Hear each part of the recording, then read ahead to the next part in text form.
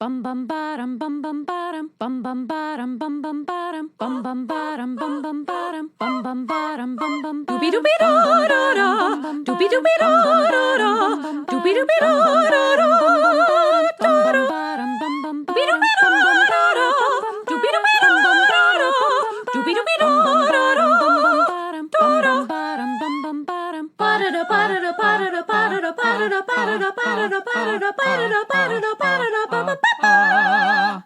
Doobie doobie da da da. You are now in session with the Comic Book Couples Counseling Podcast. I'm Lisa Gullickson. And I'm Brad Gullickson. And each month we evaluate a different iconic romance within the four-color realm. And in this episode, whether he is a reader or not, the book clubber is a joyous sensualist.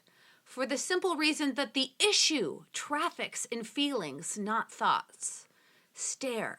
It is the way to educate your eye and more.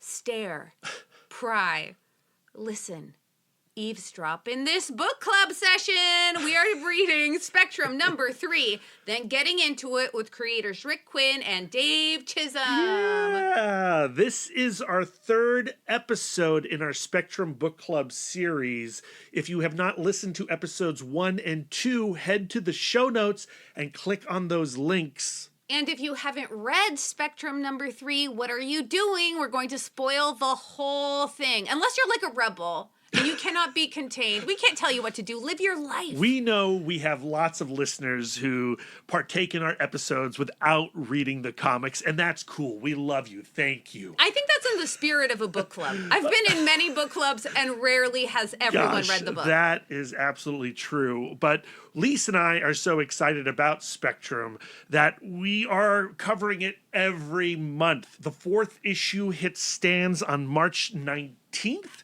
so you have time still to get on board. The 3rd issue is really the halfway point, so you don't have much to catch up on to join the conversation that Lisa and I are having with Rick and Dave.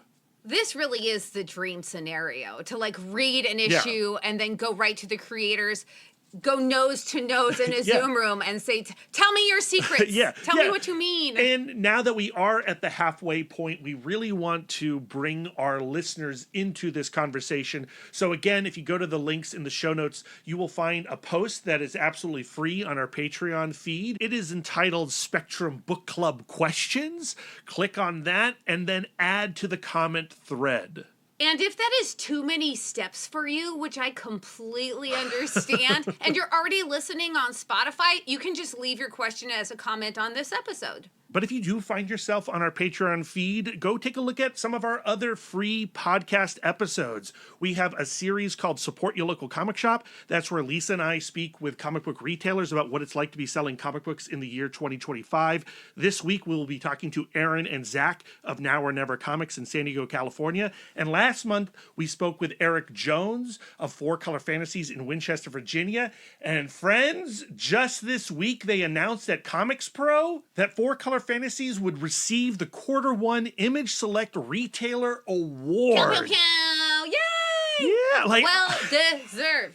I am so happy and proud of 4-Color Fantasies. They're not really our local comic book shop. We have to travel an hour and 20 minutes to reach them, but they are the shop that we co-sponsor all of our Alamo Drafthouse Comic Book Film Club movies with. So you've heard us talk about 4-Color Fantasies, I think, on every episode of Comic Book Couples Counseling for the last 3 years. And to see them get the recognition, finally, of what good work they are doing in Winchester for their community, man, it filled my heart with joy. And I hope that the recognition does not stop there, because what they do at that store is truly an inspiration. And like, for us personally, the way that they interact with the comics community is goals. Yeah. Like, you hear all the time from people, well, how do you bring folks into a comic book store beyond the Wednesday Warrior subscriptions, right? Like, how do you get new people in your doors?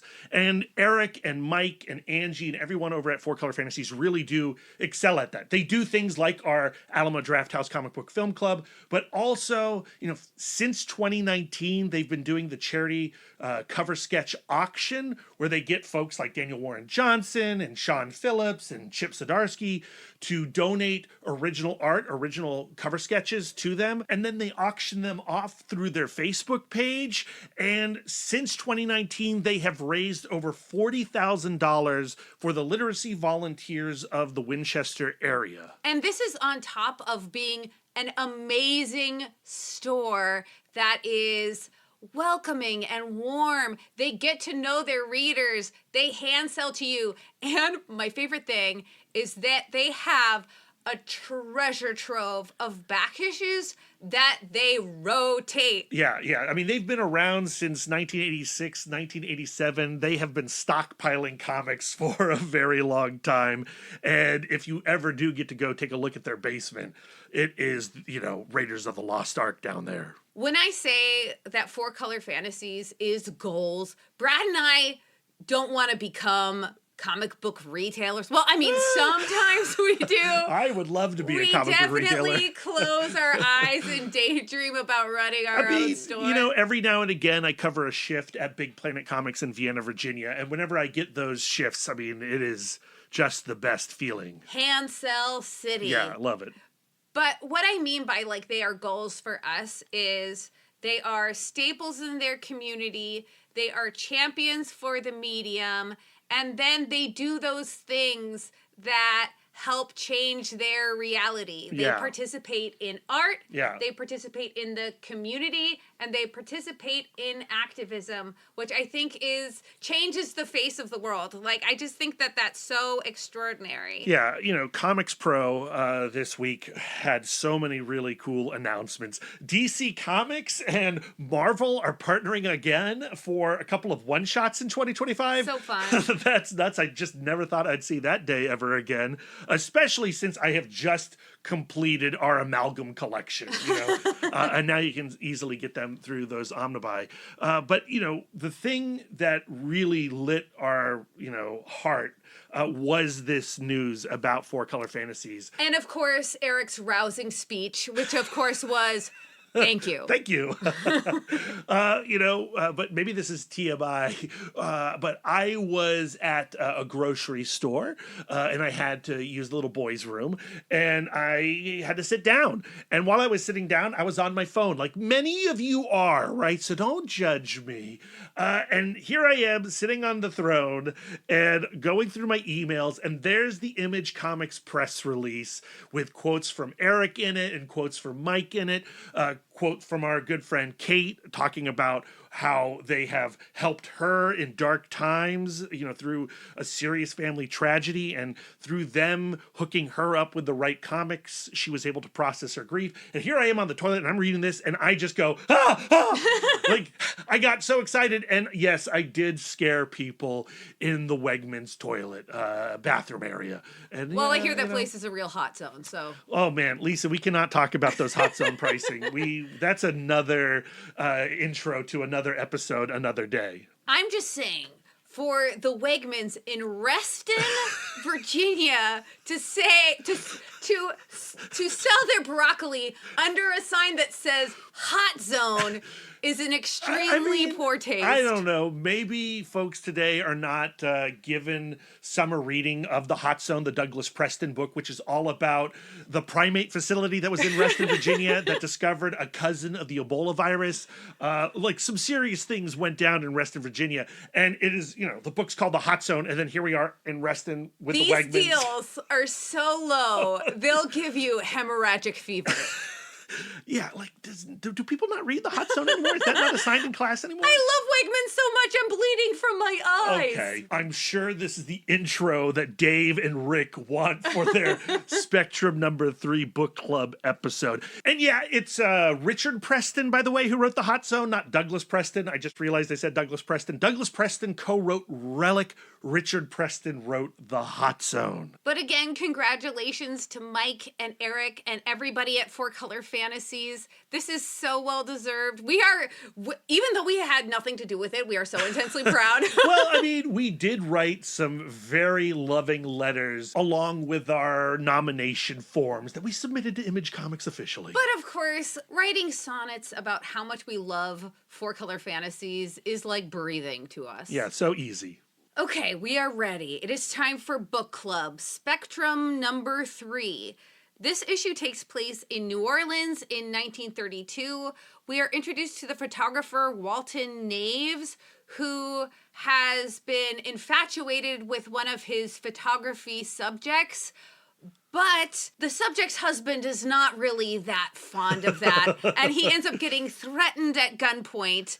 And so he tries to get away and he stumbles out onto the road where Mardi Gras is happening. And it is chaotic.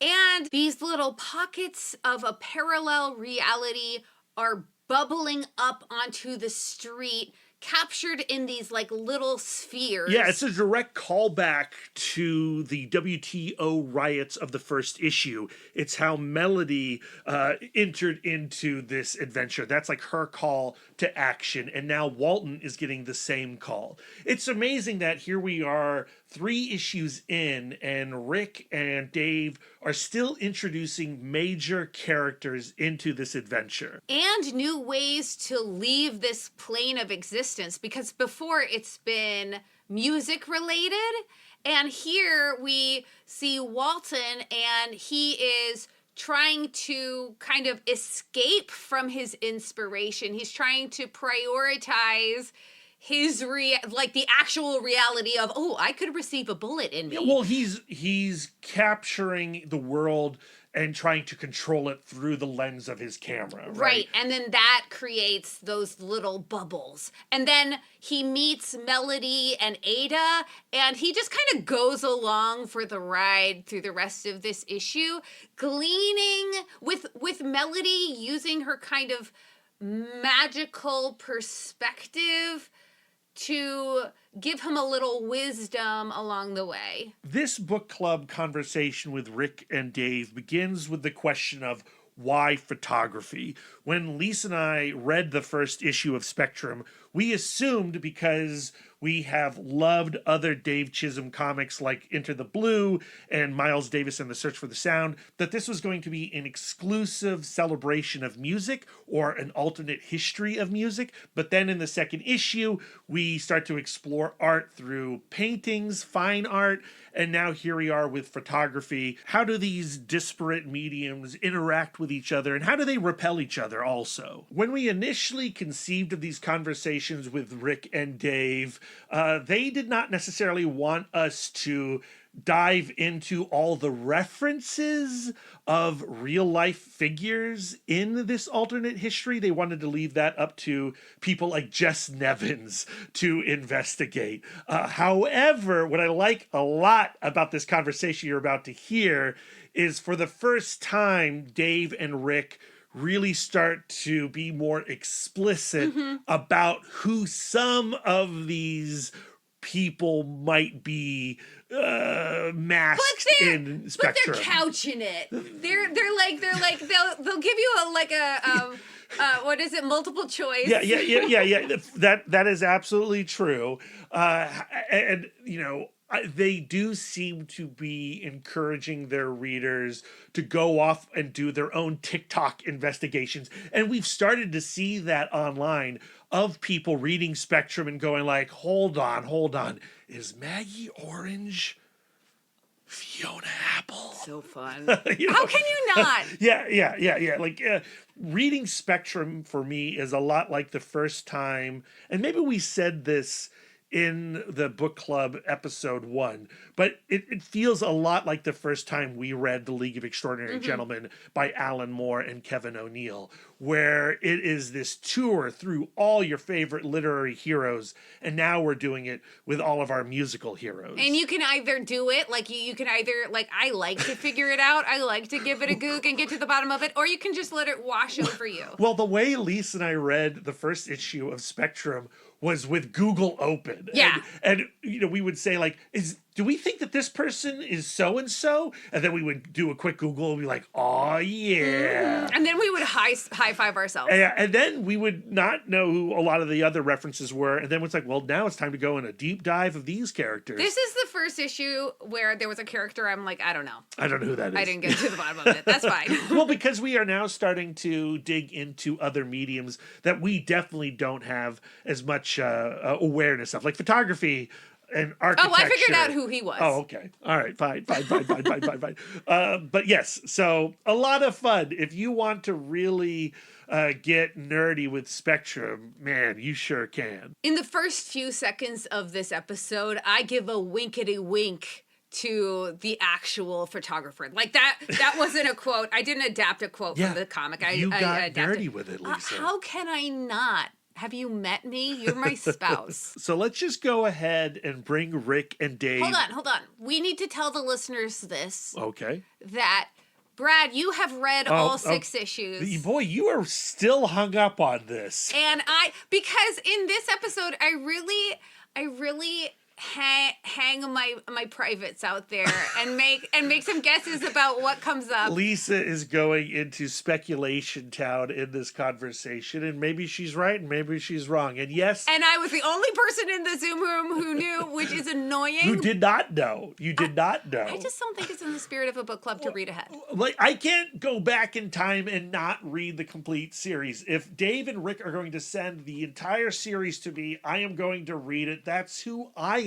I have to be true to myself, and apparently that really bothers you. It does. And we will continue to mention in every introduction of all of our book clubs that I have read the whole series and you have not. And you consider it cheating of some kind? No, I consider it an important disclaimer. Okay. That when I make guesses about what's coming up next, I genuinely have no idea. Fair. And the awkward silence that follows these. I edit all that stuff out. Okay, good. And edit me being super smart in. Done. So now can we bring Rick and Dave into the Love Nest to talk about Spectrum issue 3? Fine. Rick, welcome back to Comic Book Couples Counseling. Hello. Hello, Brad and Lisa. Thanks for having us again. Yeah, welcome to book club. I hope you've done your reading. I literally took notes. I'm having to take notes on my own book for these interviews. That is the dream for us. Right here. Very good. Awesome. And Dave, you're here as well. Welcome back. Thanks for having us back. Hope you guys aren't sick of us yet. Not yet. There's always time. So what's great about the third issue is we get another artistic medium introduced into this saga, photography. Why are we bringing in this lens? Ooh, I see what you did there. That was pretty good. Well, I mean, one part is just kind of, one of the goals, at least in this first volume, to take the title as literally as possible in all aspects. That we are, it isn't just about music. Although music is the primary focus, it also involves these other forms as well. So photography, painting, maybe other things as we go along. So there was that. I think mostly, though, it honestly came from knowing that this was going to be set in the time frame that it was. Part of the instinct on that, or part of the reason why I wanted to do that, is just because I find this particular period really interesting. The kind of like Dust Bowl era FSA program, the photographers of that era specifically, like, people like Dorothea Lange, but people will know the Migrant Mother, the famous photo from that, or Walker Evans, who's another photographer who worked in that period as well, worked on the book Let Us Now Praise Famous Men, that, is also very famous, and that he collaborated on with the writer James Agee. Yeah, so then it just kind of naturally, once I kind of had that notion of wanting to explore that, kind of led into, okay, well, how does that figure in here, and kind of where is it going to lead with kind of this, it allowed a new kind of way to talk about some of the themes, specifically like the role of an artist or what goes into making art, those kinds of things. And Dave, can you talk a little bit about those first batch of pages with Walton and expressing his world, which does have a Dust Bowl feel, even if we are in New Orleans? Like everything else in this book, we wanted this particular part of the narrative to have its own look. So we have all these, keep cramming in new ways of like dealing with the comics medium and everything. And for this particular sequence, I've been using like colored pencils a lot in my work to get midtones. Did quite a bit more of that for this sequence, and then adjusted the color of it so it looked sort of like old sepia tone kind of photos. I think it turned out really nice. It was really fun to draw this old like interior spaces and old architecture and stuff like that inside of this style. And also like a lot of like I live in Rochester, New York, and a lot of the houses here are that predate this, the 1936 date that we're depicting here. Like the house I live in, the house like our house here is from like 1918, and so a lot of those little like filigree kind of like fun crown molding and all that stuff is just I can just like look up in any room and get all that stuff, all that proper inspiration. There's that whole sequence with where we see Walton's photos spread out like a museum, and I can't remember, Rick. I think it was maybe in the script to have the little like museum cards in there with the title of the work. Was that was in the script, right? Yeah, that was fully in the script, kind of integrated. So it's like it's another layer of like lettering where we have Walton's kind of autobiographical narration, and then also this added layer of text with these museum cards. And then like I think one of my favorite things about this issue, I reread it as well in prep for this interview, is that there's a lot that he doesn't say in the narration. You know, there's a lot you like. Once again, where Rick's script asks readers to like pay attention and doesn't hold their hands, right? So in particular on the second page of photos, we're kind of like all of it is swirling around this other character, and he doesn't ever actually directly talk about that character, which I think is really, really poetic and nice. And then, as usual, with this kind of stylistic restraint of like having no color, having it sepia tone, the moment all the color goes away and it looks like this, you're thinking about Wizard of Oz or something like that, and you're like, when is that color going to come back?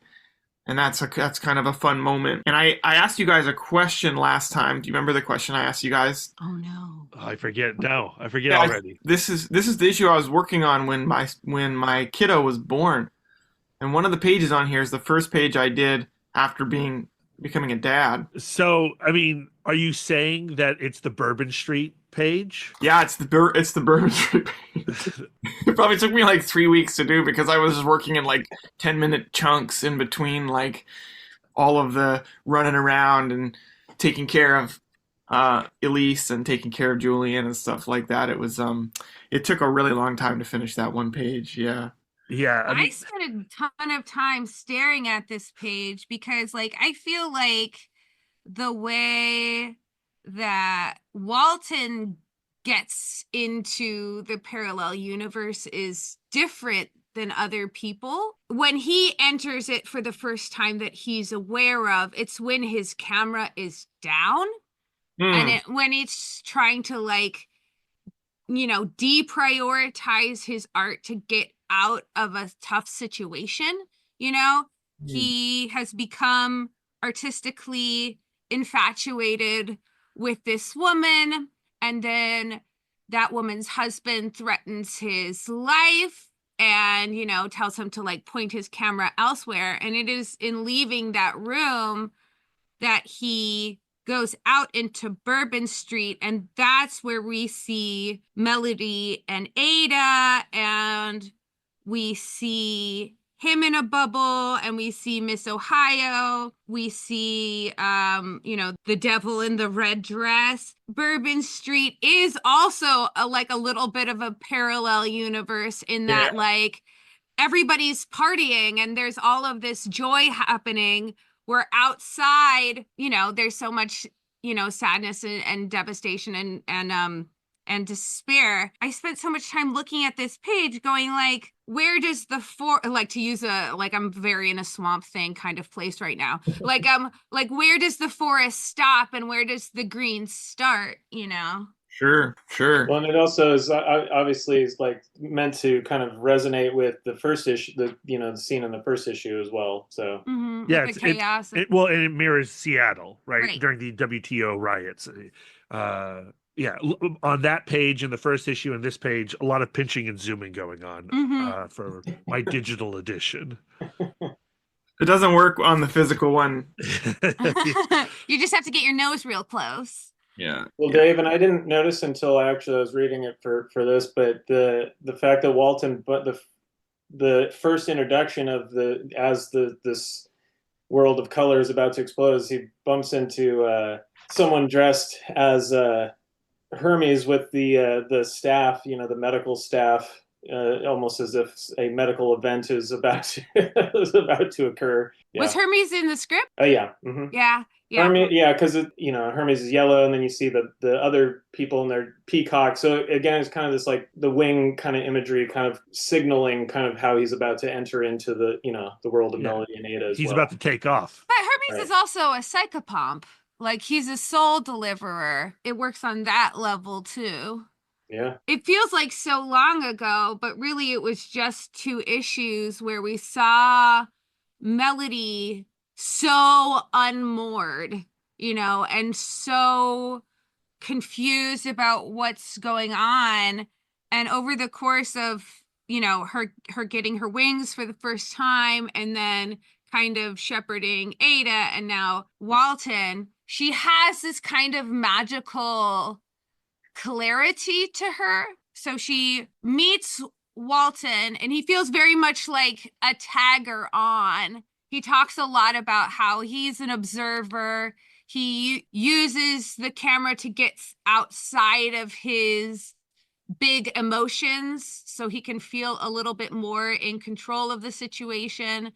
And then he just is along for the ride in this parallel universe as they're parting and Melody and Ada are getting on the train. Melody says, like, focus on what's in your lens. And then we see in the coda, like, that moment gives his life so much direction, right? He worries less about the stuff happening, the stuff happening outside his camera and focusing more on, well, what am I looking at? Like, what am I seeking when I'm looking through my camera? For Melody, I wonder, like, where does this kind of clarity come from? Is she tapped into some kind of, wisdom, or is it just like because she's an artist too, she has this perspective? Yeah, where does her wisdom come from? I mean, I guess, yeah, it's interesting because the way that this story has been kind of formatted, it is kind of taking these detours away from her as kind of the main, the issue 1 starts with it kind of being like her as the focus point, and then the second one is more focused on Ada, and she's kind of like in this period kind of taking this like backseat as kind of more of a guide character. And I mean, yeah, I guess as far as the wisdom, for me, I guess like from my perspective, it's kind of like the issue is kind of a conversation of 2 parts of myself talking back and forth. And so I see myself as these 2 characters, and so it's almost like giving myself a piece of advice, the other half of myself a piece of advice. So I mean, yeah, that's the only kind of way that I can really look at it. I mean, from a grander story structure, I mean, it's kind of, I don't know if there's like a clear explanation of how she, or what, like maybe why she necessarily has it, other than it's just like kind of a inherent part of her humanity is and part of her power is being able to kind of have these shared experiences. And kind of at the end where they see the performance from Josephine Starr, it's kind of in her vision that she has during that segment, her own memory is kind of being fused with Walton's memory in a certain way, to where she now is seeing a part of her reflected in him as well. And so within that moment, there's kind of a unspoken communion between the 2 of them, so that when they exit from that moment, she then has that ability to kind of like see what he's going through as well and kind of helpfully guide him. Dave, what do you think? Yeah. Yeah, I mean, I think that the Melody character, there's really like there's two kind of parts of her like that are at work, and one is the runaway teenage girl who's really like lost and stuff, and I think that part of her makes it hard for her to really like reflect about herself with clarity in this moment, right? But there's this other part of her that's this kind of eternal cosmic thread that's like throughout, like that's like been around for a really, really long time. I kind of interpreted that as she can bring some clarity when she's like dealing with other people sometimes, you know?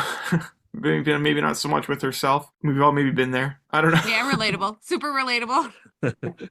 I would love to go back to Bourbon Street and Walton entering the game, the page after the Bourbon Street splash, where, you know, as Lisa mentioned, when he puts the camera down, he's told to put the camera down and then enters onto Bourbon Street. He now engages with this other experience, this other realm, but really he doesn't engage with it until he starts taking photos again. Oh yeah, that's right? true. So, you know, on the page after the splash, we get the click where he captures Melody without her knowledge, and then we get the click where he captures Melody with her knowledge. And I love how that panel after the click, which is the fourth panel on that page, the expression on Melody of, excuse me, you're like, what the hell are you doing? You know, capturing something that she might not want to be captured, but then now rolling with that engagement, going like, okay, well, you're now in the game. Can you talk a little bit about that page? And right before we get a great Action Comics 1 reference on the page after that. Rick, I don't know, man. What do you want me to talk about it? Well, yeah. Did you take a reference photo of yourself for that panel? I'm sure I think maybe I did, but maybe not. I don't know. This is when I teach comics, I have my like 10 commandments that I give to my students, you know, Dave's 10 commandments, because I have a whole Moses thing. But the one commandment is every page has to have at least one drawing from reference and at least one drawing from your imagination. And the goal is to bridge the gap between the two so that readers, it's not super obvious when you have a reference drawing and it's also not super obvious when you have a drawing from your imagination. Because sometimes when people only rely on one or the other, inevitably they'll have to do something from reference or do something from their imagination, given which one, it always stands out, or it has a tendency to be obvious and kind of pull me out of the reading experience, you know?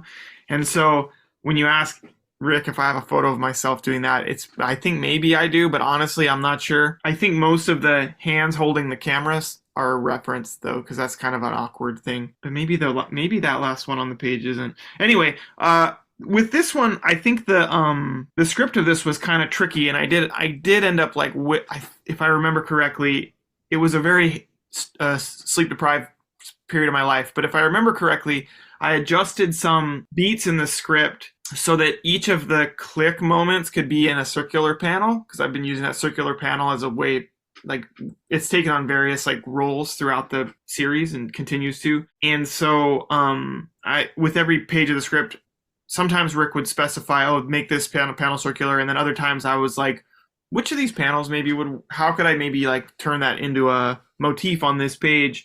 And so on this page, it became obvious to like the camera be circular. So I wanted those two to be like basically the same size on the page. It looks like they are. And the one has to like overlap over another square panel. And then I thought it would be clever for like the moment between the last click that he does of Melody and then her kind of seeing him and him getting busted, right? To switch between the circular panel and then the borderless kind of square panel in the next frame, just to kind of like show that like now he's not looking at her through like the camera lens at this point. Just little formal touches like that. It's weird because, you know, like comics are such a form forward medium that like you don't really ever escape the fact that you're reading. You can't really fully become immersed in it. You're always like holding a thing and like turning a page, and there are these like word balloons and these little boxes and stuff like that. But there are ways you can use like highly formal language to like enhance the storytelling or to carry kind of some sort of contextual meaning or however you want to put it. And this is one of those situations that I think worked out pretty good. So Yeah, it's almost like a gag. Like it really made me laugh. What I was thinking about is if the Cronus crew didn't show up, how would Melody actually react to Walton? You know, so much of what we've been experiencing in these first three issues of Spectrum is, you know, momentum. Like things are happening and drawing people in, and it's a call to action, but also it's a fall into action. I think there are like really two kinds of calls to actions, right? There's the ones that are like where the hero like decides to, and then there are other ones where they're pushed into it and stuff like that. Well, this one you literally shoved. Yeah. It reminds me of X-Men a lot. Like every time you're like, oh man, they're finally going to fight, or they're finally going to argue, or they're finally going to kiss, and then something like bursts through the wall. You're just like, damn it. I thought we were going to have an emotional moment, but I've been X-Manned. Now I'm gonna. People ask me, "What Spectrum? What's that?" It's like X-Men. It's a lot like X-Men. On that next page, Brad's brought up the Cronus crew. We get kind of the workings of this parallel universe, or these parallel universes kind of pried open with this introduction, like this really fast introduction of all of these different bands of people who are acting against Echo. They all are referencing kind of counterculture movements, which gives you the sense, oh, okay, well, maybe Echo is some kind of form of oppressive government, which I don't think we've seen before, where it's just like, because before she's just kind of been like a malicious force. I'm speculating because I haven't read ahead, unlike Brad. You know what I mean? But like you get the sense, okay, well, they're going up against the man. You can tell me, you can tell, or you can withhold that I'm wrong, but that's okay.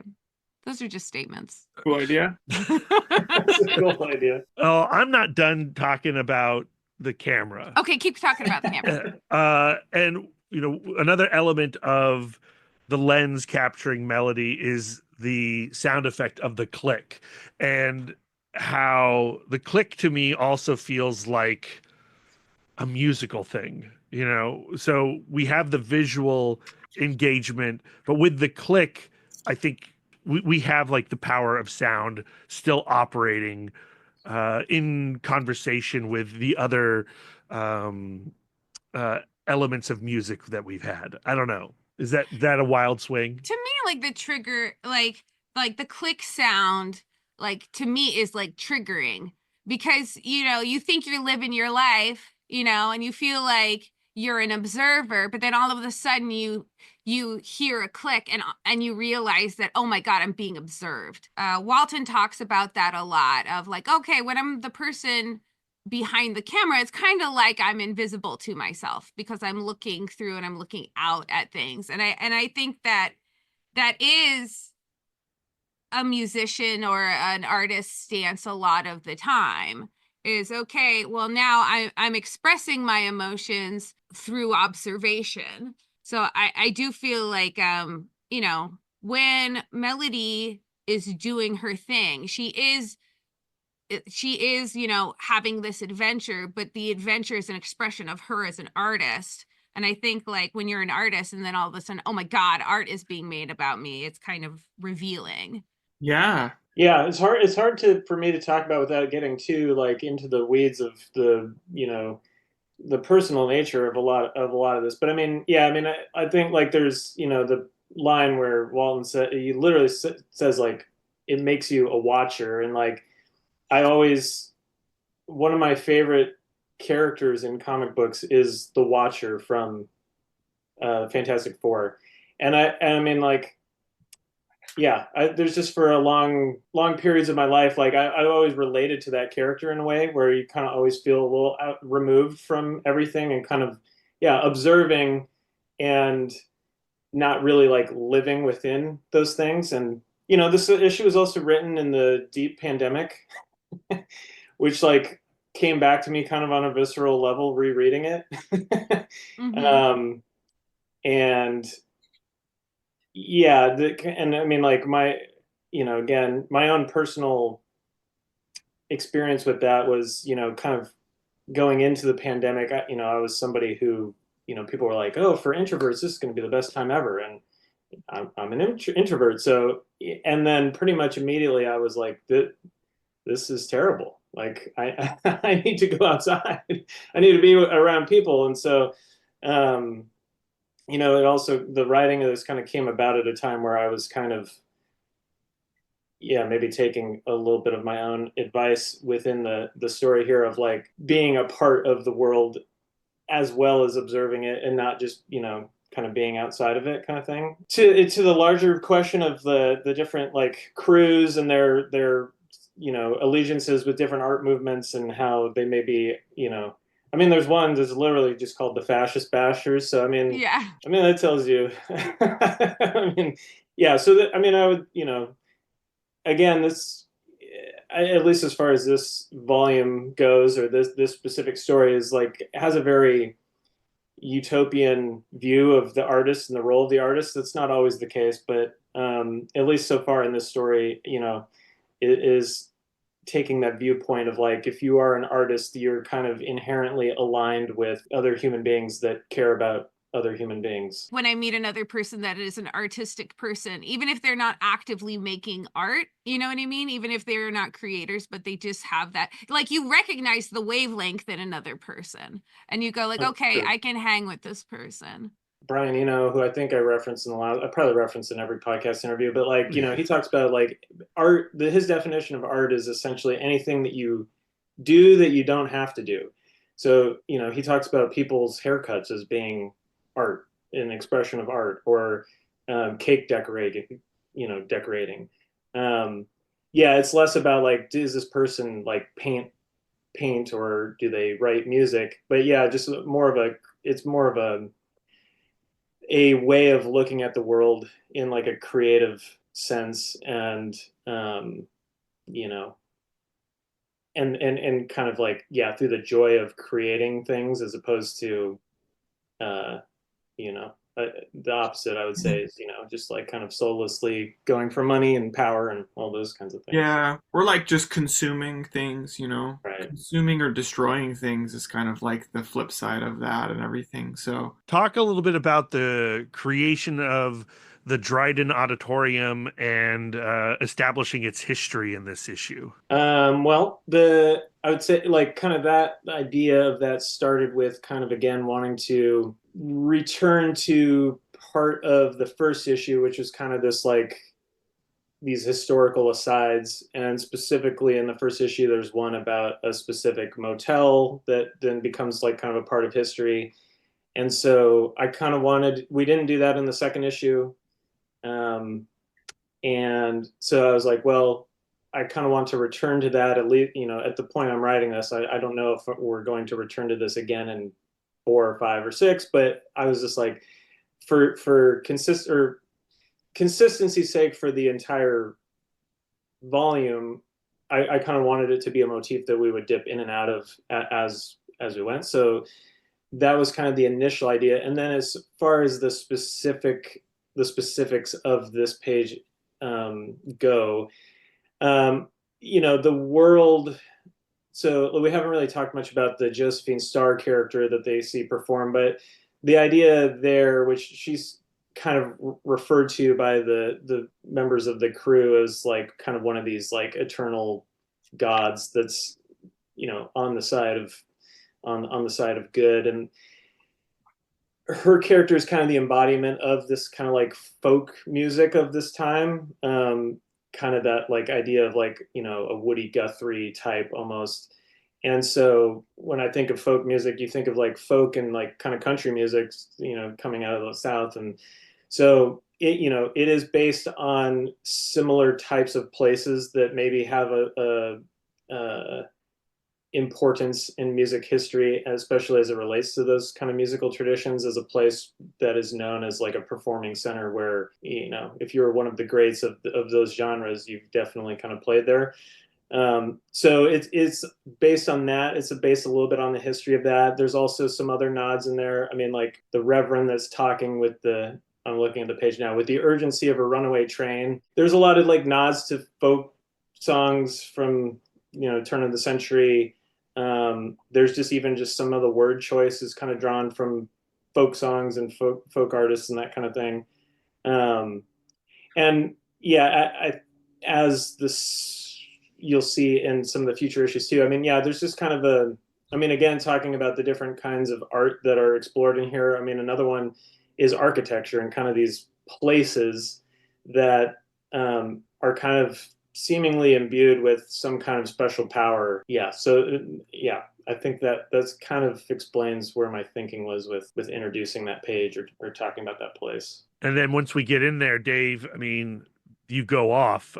You have several splashes that could actually be a gatefold pullout if you wanted them to be. Yeah. Yeah, those were fun pages to do. I actually have a piece of original art here that you guys can look at if you want. Oh man. Gorgeous. So Yeah, so that's a lot the of Josephine. Yeah. is like on the page. And with all these different types of media to help me stay like organized basically as I was like coloring it. Yeah, this sequence was a trip to put together for sure. There was a lot of information that needed to be on the page. More stained glass windows. Yeah, I mean obviously the stained glass windows in the background. Nightmare. And of course that ended up on the cover of the book as well. Oh, gosh, what to say about this sequence? Well, we get to go into, you know, the interior also of Ada and Melody and Walton in some regard. And so, you know, you're playing with the exterior and the interior on the page of these characters. But we see Ada's dad old, where I feel like she didn't get to see him old, right? Because he disappeared. Yeah, that's right. Right. So I feel like that might be either the present or something. I'm not even looking up. I'm not going to look at you guys. No spoilers. And we do see a little bit of Melody blending into Ada's mind, because we do see the butterflies on the wallpaper. And Melody blends into Walton's experience. Yeah, so that's the page I want to dive into. So it's overlaid this like really luminous portrait of Josephine, but we see a replay of Walton's memory of being held at gunpoint. But then Melody sees her dad In Walton. in Walton's, and it had been so long since I had read the first issue. I was like, oh my God, what was up with Melody's dad? And so I had to go back to the first issue and relook at the music producer scene. And it was so interesting because like when I was reading that first issue, I had no idea, like it was so indiscernible to me because I was just getting into the language of the comic, like what is real and what is not real, and what is holding something real but it's not real. And then we see the most beautiful tears, like iridescent tears coming from Melody's face. And like I didn't know, my heart was like longing for this rerouting moment back into Melody's story, you know, because like I said earlier, she almost becomes like this kind of like manic pixie godmother character. Yeah, like the manic pixie crypt keeper. Yeah. Yeah. So I just really appreciate that moment. And obviously, you know, talking about like the power of art and the power of music, all of a sudden we're having the same emotion at once about different things, obviously, is something that is always knocks you down when you feel it in art. Yeah. I think the last splash of Walton with all of the portraits of all of the singers in the like circles, there were actually supposed to be lyrics on this page, but I could not fit the lyrics on the page with the way I had done them on previous pages. It's supposed to be another chorus, like rounding it off of what we see Josephine sing on that first page where she says, "Oh, eternity, burn, burn, burn." I couldn't fit it though. Sorry, Rick. Failed you. Failed you. Oh yeah, Brother. with failure. But I love the bubbles of, like this musical history floating around Walton's head, and then like the last bubble right above his camera being that click again. Yeah, this whole sequence I think turned out really cool. And again, like I'm trying to remember what was specified. I've had a few people kind of like in talking about this book on social media make some comments about like, how does Dave think of this stuff? And I'm just like, yeah, well, it's like Rick's script. Like really, like the real challenge for me was actually like triangulating all of the stuff that Rick asked for in the script and actually getting it on a page in a way that was like readable and everything like that. Because it was a really wonderfully dense script in a great way. Like there was, and it just made it so that like I even think like, Rick, do you remember if it's specified in the script to have this thing snake around the page like this, or was that, and then it like blends with their head, right? Was in the script, I think. I honestly don't remember. I don't remember that detail specifically. I'm pretty sure it was, but maybe not. I don't know. I mean, I don't. Like I said, it was a sleep deprived stretch of my existence as well. But it's also not precious to you who thought of what. I think that's like an interviewer's question. Sure. Like, where we want to parse and go like, well, who wins this issue? You know what I mean? But I think that it's beautiful that you don't know. Like that's the ideal of a collaboration is that it's the one thought of two brains. Yeah, and yeah, it turned out really cool for sure. And Well, yeah, those tears do look pretty cool too, don't they? Yeah, they're really pretty. The other I wish thing I looked so pretty when I cried. I was thinking when Dave, you mentioned the density, like the other thing that I was thinking when I was rereading this is like this issue and then the next one in particular were both the original like ideas or kind of the like concept of what I was going to do. Like the challenge with this one and the next one was condensing it down to a 22-page comic book, which.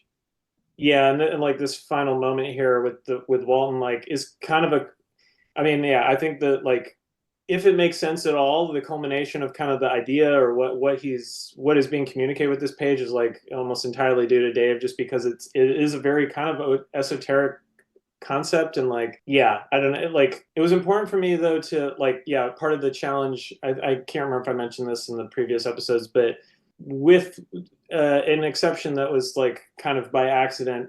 I really wanted to keep to 22 pages because I was like, if the Beatles can do a 2.5 minute song and it, is a brilliant work of art, then I don't need any more than 22 page. To me, the 22 pages is kind of the 3-minute pop song format. So it's like, we're not doing Bohemian Rhapsody here. We're not doing Hey Jude. We're doing, the single on the radio. With that, it did involve kind of condensing some really intense story arcs or concepts, or kind of what you're speaking to with the magical pixie grandma. I mean, like part of it is just like, we, especially with kind of opening with the Walton storyline and then needing to kind of come back and like kind of close that loop a little bit. But then also kind of introduce Melody and Ada, reintroduce where they're at, kind of restate what's happening, especially, if somebody's reading this month to month, like, kind of get you up to speed really quickly. And then the other thing about this issue is that it's kind of the first one where it does stop for 2 pages. You are explained a little bit more directly of like the larger scale of events that are kind of happening, that are kind of working towards thrusting the characters into the events that they are. So, on the list of like what this needs to accomplish, it was very dense, and as you'll see in the next one, even denser. Yeah, the next comic is like the next issue is really. I'm really excited to see what people think of the next one. Yeah, it's so interesting to have these conversations with you month after month, and to be at this point after the third issue where now at the halfway point of the Spectrum series. And we have now just, like, after the auditorium experience, the Dryden auditorium experience, we are in full like fantasy science fiction collision. And yeah, like it's like, well, it's hard to stop the conversation here and wait for the next one. Mm-hmm. Yeah, for sure. Yeah, I think too, like it just kind of mirrors the actual, you know, the as we stated before, you know, the first issue was written as a lark. There was no intention of it going anywhere. The second issue was kind of also written as a lark. I mean, Dave was like, "We're going to do this," but you know, I was, you know, we didn't have a publisher lined up, so I was just kind of operating as business as usual. And really, it was the, I think, well, I think when after Dave worked on the Miles book, we came back.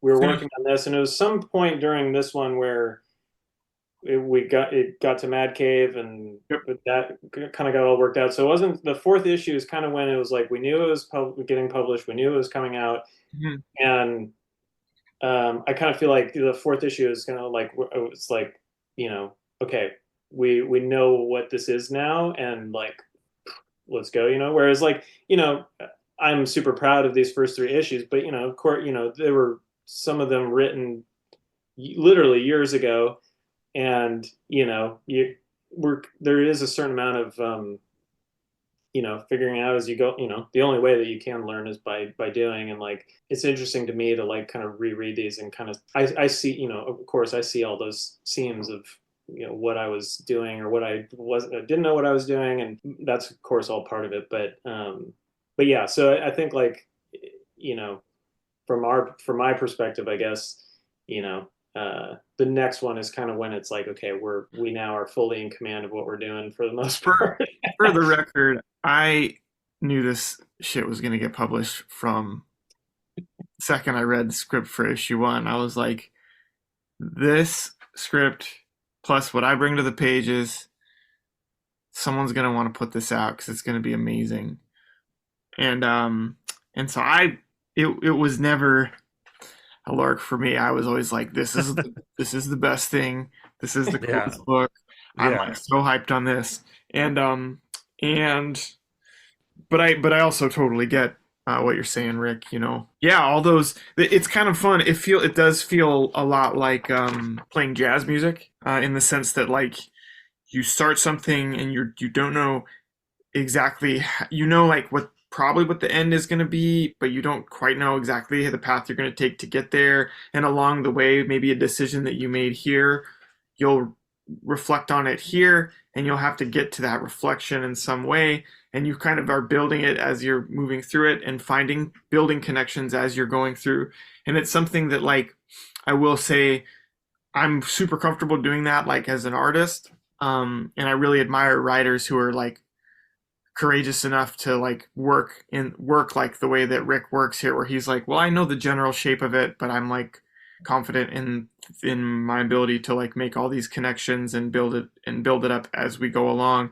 Because I'll tell you, for me, when I'm writing for myself, it's like I need it to be all hermetically sealed before I really start. Like, I need at least like plot stuff. I need to have like the plot like utterly, like, this scene is going to take 8 panels, you know. This scene is going to take 3.5 pages, and it's like it has to all be exactly where I want it to be before I will even like pitch it, which is really like stupid, right? Again, like I it's really inspiring to see Rick work on this because it's like, because it just seems like a lot of plates to keep spinning. And definitely when we got the script for this one was definitely challenging, but then the script for the fourth one, and I'm to be honest, and like the fifth one, are, to me, it's the fourth and the fifth one are the ones that are like, whoa, like, I mean, like where I was like sitting there and I'm like, the information density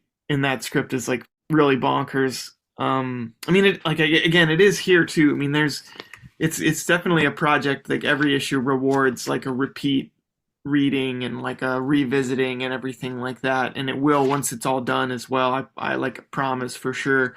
And it's something I've been thinking about a lot. Like you guys know I teach like comic stuff, some college classes and stuff like that. And I've been reading a lot of and chatting with that dude Aubrey Sitterson. Yeah. And he's been on fire lately posting about kind of like the formal stuff in comics, in particular with regards to like information density and the potential on a comics page of like, I don't want to say like overloading a reader, but like it's an opportunity to like put just a ton of information on every page. And the way I like to think about it is that like information density is another like sliding scale that we can use as creators to help tell the story. Do I really want like total 100% density of information on every page? No, probably not. But like, I also don't want like 0% density on every page where every page takes like seconds to read, right? And so you want to kind of like have control over that aspect in the same way we control like panel count, in the same way we control like color, like the way color carries story, and the way your choice of camera angle carries the story, and all of these aspects, and dialogue and all these other aspects. But information density is another one of those like deep level kind of like ways of carrying story that I've just been really like ruminating on lately. And when I reread this series with that particular angle in mind, I'm really proud of the work that we've done. Not to Yeah. Yeah. As you should be. This is another incredible issue that somehow expands the series even more. And I don't know if I can even trust you not to continue to expand and introduce new characters in the next issue. We still have more art forms to explore within the spectrum of art. But gentlemen, this has been like so much fun doing this series with you, and we just got to do it again next month. Hell yeah, we got to schedule this. Yeah, I really appreciate you guys, taking the time and like highlighting this. It's really cool. Yeah, it means a lot to us for sure. Our absolute pleasure. And there you go, our conversation with Rick Quinn and Dave Chisholm, all about issue 3 of Spectrum, out now from Mad Cave Studios. And once again, the 4th issue will be hitting shops on March 19th. This is my favorite conversation with them so far, just because I feel like I am slowly breaking them down. And I loved, like, my favorite, the tastiest morsel in this conversation is Rick going like, well, not to get personal, babe, I am here to get personal. And I understand what it is like to be a little guarded, and the idea of going like, I want the art to speak for itself. Sure. But I do think it is so valuable to hear how art is this direct line to someone's heart and someone's feelings. And that's why the feelings in Spectrum come through as so true. I love the moment in this conversation where Rick describes how the process of writing this story encouraged him to be more active in his community. It's all about when he was writing this comic and what was going on in the world while he was writing this comic,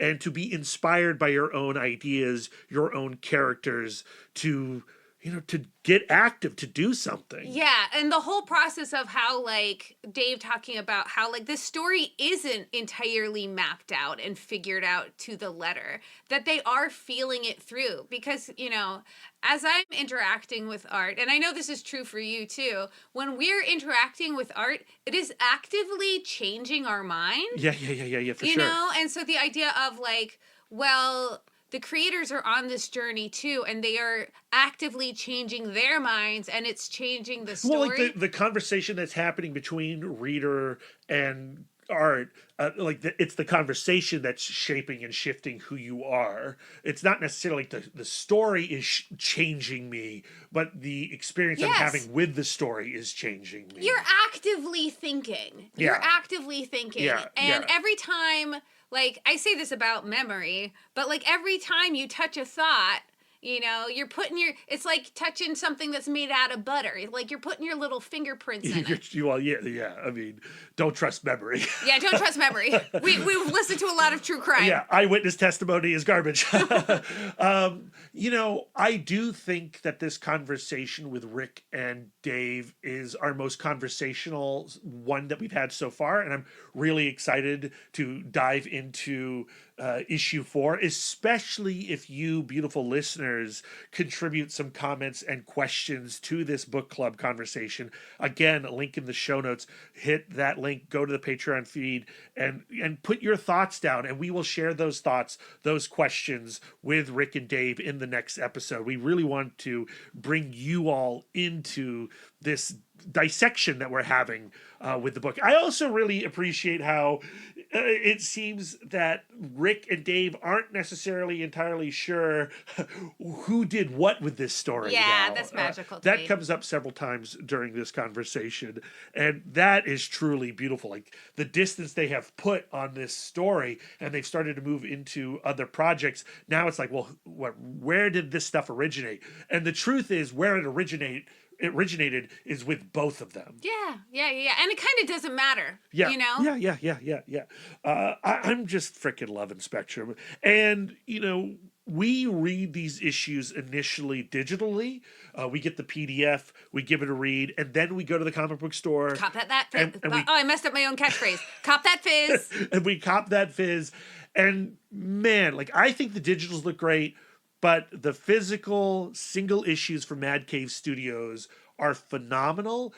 Every time you hit a Dave Chisholm splash with this comic, it rocks me. It's just some of the most impactful art on the stands right now. And I'm begging you, if you've got to this point in the podcast, 3 episodes into the Spectrum Book Club, and you have not actually read one of these issues physically, go to your store and give it a flip through. It's incredible. Also, just go to like Dave's TikTok or Insta and see him do the flip throughs of his own issues. And every time he hits one of those 2-page splashes, like, I mean, they're slaps. As you guys know, we've been doing our let's visit 50 stores in 2025, 50 comic book stores. So we went to Twilight Comics, and there on the stands was Spectrum. And I'm like, I know them.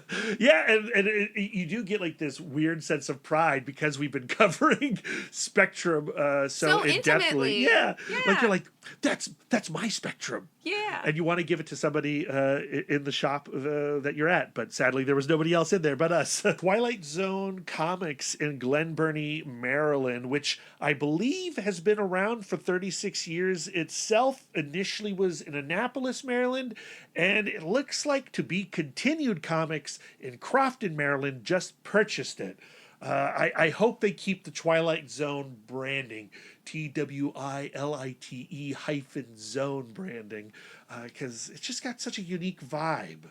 Lisa and I have now visited 16 stores in 2025 so far. The goal is to hit 50. Can we do it? I think we can. The drives are getting longer and longer. That's true. Yeah, it took us like, an hour and 20 minutes to get to Glen Burnie. Road trip? Let's do it. We got some road trips we got to do, Lisa. Let's get out of state. I mean, that is out of state, but like... Further out of state. It's not out of the DMV, right? Okay, Brad, what do we have coming up on the pod next week? Actually, it's this week, Lisa. Ooh. We're doing 2 episodes to close out our February programming. This Thursday, we have a conversation with Drew Edwards, David Bowles, and Monica Gallagher, all about their slasher comic, The Matron, which is currently up on Kickstarter. Drew has been one of the biggest supporters of Comic Book Couples Counseling, and we had to help support his book. The Matron is... Man, The Matron is a lot of different things. What's fun about this conversation is it gave Lisa and I an opportunity to really dig into our love of slasher films, what we like to see with slasher films. This is a conversation that would be great around October, but why do we have to wait till October to celebrate some horror? especially when The Monkey is out now, and it is so good. Lisa and I saw it last night. We got that monkey popcorn bucket. Yeah, we did. It's staring at us right now. It's my son! It's in the apartment. I love him. And next week, we will launch our March programming. And Lisa, we've actually already recorded all of these conversations. Should we just give a rundown of what listeners can expect in March? I'm totally comfortable plugging stuff that's already in the can. Yeah. So we're going to kick March off with a Helen of Windhorn deep dive. Tom King is back on the podcast, and we have a great time just diving into that sumptuous series. On the reread, I think Helen of Windhorn is even better. And like, I think if I had reread that book before the Stampies, we probably would have talked a lot more about that during our end of the year best of episode. Lucky for us, Yeah. the trade is coming out, Yeah. so we can talk about it this year. So it could be a Stampy Plus, this year. it's our reward, That's our so true. rules. Yeah, and Matthew Rosenberg reached out to us, so he's going to be joining the podcast for the first time ever. That was a really lovely conversation. Rob Williams is back on the podcast, but he brought Arthur Wyatt with him. We're talking about Judge Dredd, A Better Day. Lisa and I were super bummed out, and then we invited Rob and Arthur into the Love Nest to get sad about Judge Dredd. The comic is so good, though. And then we're going to close out March with Junie Baugh talking about Monkey Meat, the Summer Batch. Man, and there might even be a surprise or two in addition to those conversations. How exciting. Yeah. And then, of course, we have everything that's going on our Patreon.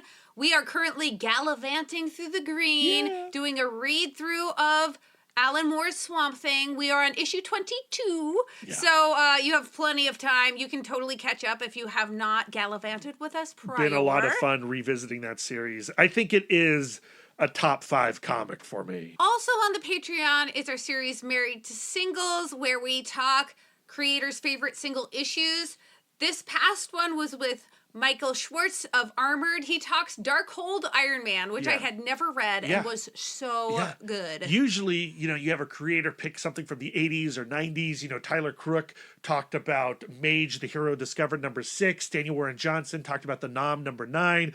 But here's Michael Schwartz being a real weirdo talking about Darkhold Iron Man from 2021. And guess what? That comic is great. Maybe a perfect single issue comic. Of course, it's written by Ryan North. Why did I not know that?